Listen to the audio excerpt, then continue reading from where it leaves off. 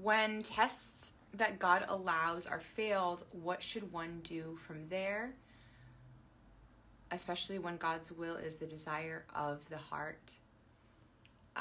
You have to remember that God is for you. He's on your side. And just like, if you're an athlete training for the Olympics, you'll have the best trainer to help you. And sometimes gold winning athletes don't make it to the Olympics on their first try.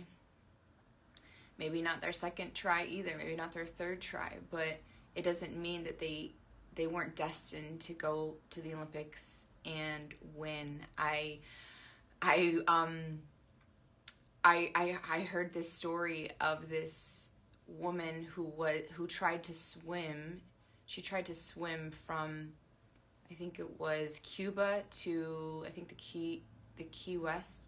Keys in Florida, and it was like several hundred miles, and she wanted to swim there just nonstop, and people would like feed her, and they couldn't touch her. She would tread water as she ate, and it took like a few days, and she tried several times when she was in her 20s, I believe it was, and failed.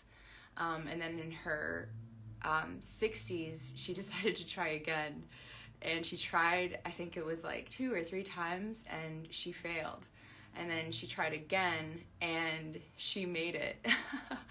So that's how it is in the spiritual realm too. Like, just because you failed one time doesn't mean it's over. It doesn't mean that you messed up your purpose, your calling, and that God just like moved on and gave up on you. No.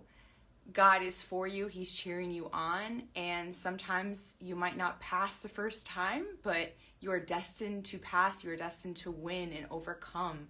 So you have to remember that just like training for a sport, the Olympics, your trainer is cheering you on and is not like leaving you when you mess up, when you don't make it, when you don't win, but they're cheering you on. Like, it's okay, get up, try again, you're gonna make it this next time, I believe in you.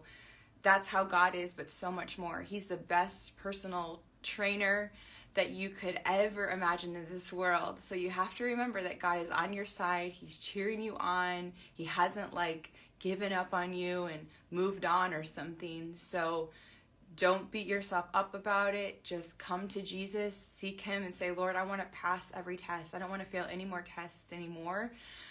I want to get serious about serving you, about being surrendered to you, about passing every test and going glory to glory. I want to be so serious about this, Lord. So help me. I need your strength. And when you do that, you will pass the tests. You will absolutely pass the tests if you're truly surrendered. If you truly are surrendered and you come to God and you take it seriously, you will pass every test.